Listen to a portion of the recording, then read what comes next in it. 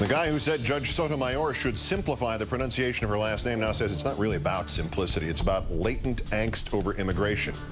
Well, that helps. Coulter guys can't tell the difference between reality and a joke, and viewers can't tell the difference between boredom and a Dennis Miller joke. The worst persons in the world next, then a plot so devious, so treasonous that it may very well threaten the fabric of life itself. Well, it'll close all the Chrysler dealerships owned by well, some of the Chrysler dealerships owned by, well, less than 25%. Well, it's still a conspiracy, damn it. Well, it's kind of a conspiracy. It's a mini. All right, it's not a conspiracy at all. Tonight's WTF moment is ahead.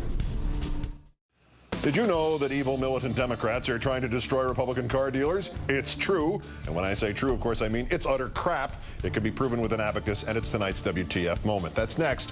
First half countdown's number 2 story, tonight's worst persons in the world, the bronze Coultergeist.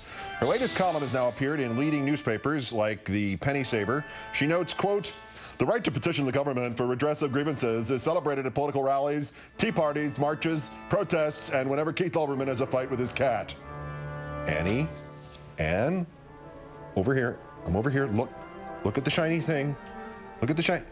Now, Annie, when you saw that man dressed up as me on the television, talking about his cat, that wasn't actually me. That was another man, very nice man. He was playing pretend. And Annie, just focus for a second, dear. That was Saturday Night Live. It was a comedy sketch. It wasn't real. I don't actually have a cat. I know, dear, I know you want it to be real, but just because you hold your breath and you stomp your foot, that isn't going to make it real. I know, Annie, it hurts. I'm sorry. What's that? You want to go back to holding your breath until it's true and I really do have a cat? Well, okay, Annie, you hold your breath until I get a cat. Our runner-up, former comedian Dennis Miller, now in the entertainment relocation program that is Fixed News. I want to preface my answer by saying that it's not nearly as textured and rich as it could be if I had led the life of a Latino woman. Sorry. It's my Sonia Sotomayor joke.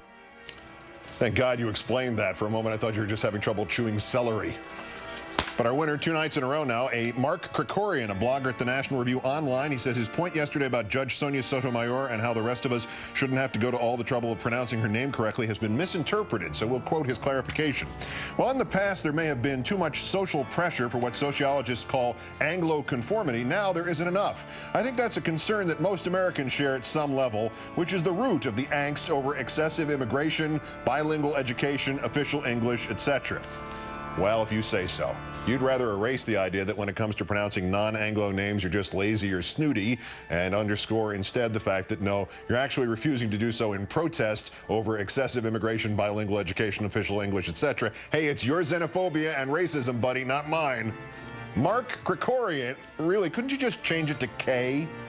K would cause less angst about immigration and hyphenated Americans such as yourself. Mark K, today's worst person in the world.